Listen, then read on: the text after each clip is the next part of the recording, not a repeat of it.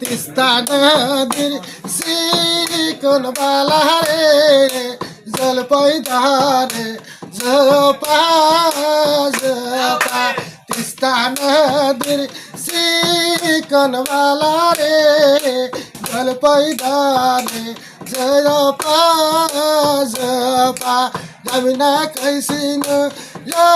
আমার দাদি রে খাবার আমি সাউল ভাজা আমি না কইসিন আমার নানি রে